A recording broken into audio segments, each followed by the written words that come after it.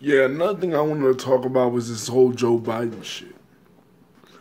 Joe Biden is accused of groping certain women, touching them inappropriately. I think like two women came forth and was like that he was touching them inappropriately, basically doing what Trump said he was gonna do to um, the women and stuff and Access Hollywood or whatever. A couple of years ago, he said he was gonna told Bush's brother Billy Bush they was gonna grab him in the pussy and all that stuff, and they dismissed it as locker room talk and everything.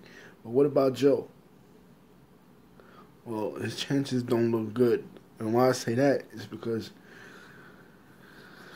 he's in a party right now that is very feminist. You know what I mean? You got Ilhan Omar, Alexander Ocasio-Cortez. You just now got the first LGBT mayor of Chicago, Lori Lightfoot, ever. She's a woman of color, a black woman of color. She just got elected to mayor office in Chicago. So let's see what different policies will do for that city, because we know that Chicago is a bunch of Chief Keefs out there. You know, we know that Chicago is pretty bad. There's more Chief Keefs out there than there is President Obama's, right? You know, so like we'll see what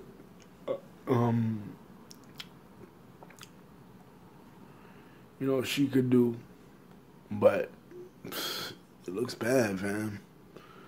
You know what I mean, for Joe Biden, man. And the thing is, like, I talked about this before. We don't. Bernie Sanders saying no to reparations means that we're on the progressive left. We don't even have a candidate that's any good. You know what I'm saying? Kamala Harris, she's no good. Cory Booker, they're middle of the road type Democrats. And they don't have the charisma to take on Donald Trump. See, that's what you need with a guy like Donald Trump. He's an entertainer. He's been around entertainers his whole life, the greatest entertainers in movies and music and business. And he's a very well-spoken man. And he will use his entertaining tactics to get to the next candidate, believe me. He did it with Ted Cruz. He did it with Jeb Bush. He did it with Hillary. He'll do it again. This is how he debates. He attacks you. He invents a name for you. His fans get behind you. And then they destroy it. He attacks your character. Lion Ted Cruz. Little Marco Rubio. Low energy Jeb. Lock him up Hillary. Or Crooked Hillary. Right? All these names that were given to political adversaries in the 2016 election. So you need somebody that can compete with him on that level. Cory Booker is not that charismatic. Being married to, going out with on a date with Rosario Dawson, the seasoned actress, it doesn't help you. Kamala Harris tries to act cool by listening to Cardi B. That might get her in trouble with some of the male voters now, given Cardi's reputation. And Joe Biden, I always like Joe because he tells it like it is. He doesn't sugarcoat shit, but he does sometimes run off at the mouth. Because if anybody remembers the 2008 primaries, when Biden was running against Obama, he said that Obama was a very articulate man. And people took that to mean a racist, a racist remark. So he doesn't have control of himself, and neither does Trump. He could be the Democrats answer to Trump. Joe Biden, on some serious shit. You know what I mean? He's outspoken, Trump's outspoken. He likes to grope women, Trump likes to grope women. You know what I mean? something we need right now. We need, like, people chastise Maxine Waters, right? People say, oh, Maxine, you know, she was out of turn saying the things she said to Trump.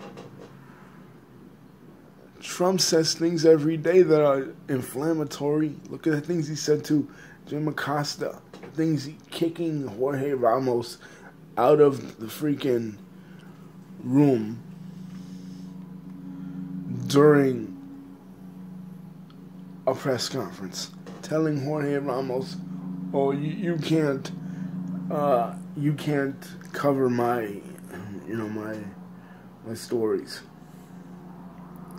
It's pathetic, man. It's pathetic. It's a sideshow. It really is a sideshow.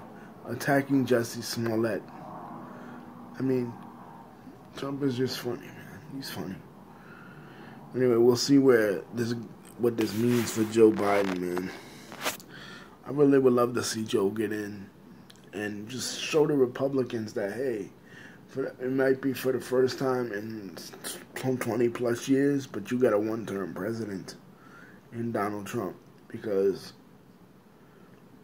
by rights, Bush should have been a one-termer, but Kerry wasn't that interesting. So, let's see if Trump becomes a one-term president. Hey, but the only one-term president in our time is still alive, so maybe it's not so bad being a one-term president, all right? Isn't that right, President Carter? Yeah, the more and more I study history and I hear the man speak, I feel like he was right on many issues, you know? He might have been a little soft with Iran, which was a major complaint, and a little bit of, he wasn't as optimistic as Governor Reagan was at the time in the election of 1980. But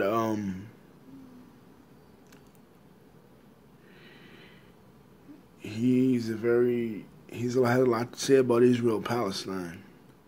I mean, if you think about it, he was behind him, Sadat, and Begin were behind the first peace accords that Israel and the Arab nation ever had in Israel's history in 1973.